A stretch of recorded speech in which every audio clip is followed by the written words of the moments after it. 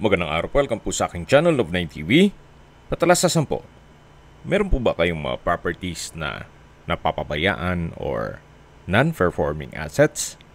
Plan nyo ibenta, pero wala kayong oras sa pagbenta nito. Kung ito'y pagkakatiwala nyo po sa amin, tawag lang po kayo sa aking numero. Usap po tayo, gawin ko po ng video for free. Yes, libre po, wala po kayong babayaran. Tutulungan po namin kayong mabenta ang inyong property. Kami na po bala sa marketing, sa boosting or paid ads. Even sa tripping, hindi na po kayo mapapagod sa pag-entertain ng mga buyers. Kami na po bala sa lahat. Tawag lang po kayo. Nandito po tayo ngayon sa Rodeo Hills Subdivision. Ito po'y along Tagaytay, Nasugbu Highway. Ito pong bagong video presentation natin ay isang residential lot na may lot area na 454 square meters. Ito po'y titulado, buhay po ang may-ari, kaya wala po kayong magiging problema sa documentation o sa transfer ng title. Napakatahimik po ng lugar, sariwa ang hangin at malamig po ang klima. Ito po'y nasa mataas na lugar, ang estimated elevation above sea level ay 2,000 feet. Kaya kung hanap nyo po'y isang lupain na hindi naman ganun kalakihan, para less maintenance, para sa inyong retirement o bahay bakasyonan, o di kaya weekend farming, ito na po yung hinahanap nyo. Ang kagandahan po dito sa loob ng subdivision ay walang restrictions. Kung gaano man kalaki ang papagawa mong bahay, o kung sakali man na mag-alaga ka ng hayop at magtanim ng mga fruit-bearing trees at gulay, kung sakaling mahilig naman po kayo sa mga ornamental plants, pwede po kayong gumawa ng garden dito. Then kung sakali man po na gusto yung magnegosyo, pwede naman pong gumawa kayo ng staycation business. Then ipasok nyo sa Airbnb. So mula po dito hanggang dun sa dulo, yung may araw. Actually dun sa may bakod, to be specific. At mula po dito sa daan, medyo mababa po ang lupa. May mga ilang kabahayan na rin po dito, kaya may access na rin po ng tubig, kuryente at internet provider. Yan po yung tinutukoy ko na property line. So mga nag-skip po ng video, summarize ko lang po. Ito pong property ay nasa Rodeo Hills, along Tagaytay, Nasugbu Highway. Then may lot area po ito na 454 square meters. Ito po titulado at buhay po ang may-ari. Okay, sa distance, location at travel time portion na po tayo.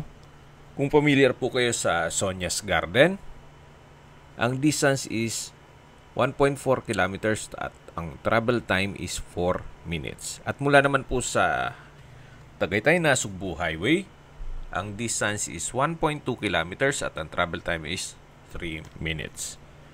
Accessible din po ito ng public transportation gawa ng meron pong mga bus na dumadaan sa Tagaytay, Nasugbu Highway papuntang Manila going to Lemery, vice versa.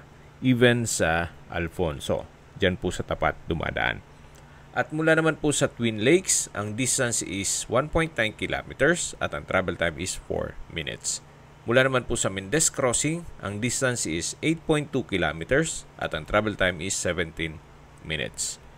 Mula naman po sa Tagaytay Rotonda, ang distance is 17 kilometers at ang travel time is 24 minutes.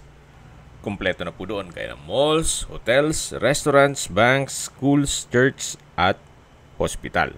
Yan po yung lagi kong binabanggit sa inyo na dapat nyo i-consider sa paghanap ng property, yung meron pong malapit na hospital. Hindi ko nun po sinasabing sakitin kayo. Yan naman po for emergency purpose lang naman.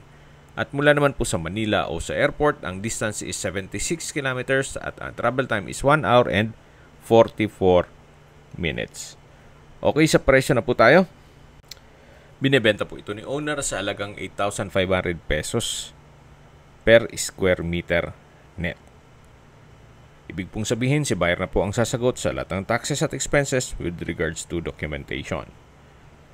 At please manage your expectation once na nag-set tayo ng tripping, gawa ng medyo rough road pa po siya.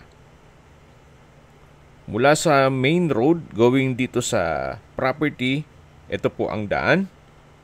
Pero pagdating sa main road, konkreto na po. Kung may mga katanungan po kayo, tawag lang po kayo sa aking numero. At sa mga kababayan naman natin na sa ibang bansa, meron po akong Telegram. Sa mga iPhone user naman, may iMessage. Meron din pong Imo, Skype, Viber at WhatsApp. Same number lang po, 0917-316-3399. Sa mga nagtatanong naman po ng aming Facebook, meron po aming Facebook page na Nov9TV at Facebook Real Video. Meron din pong TikTok at Instagram.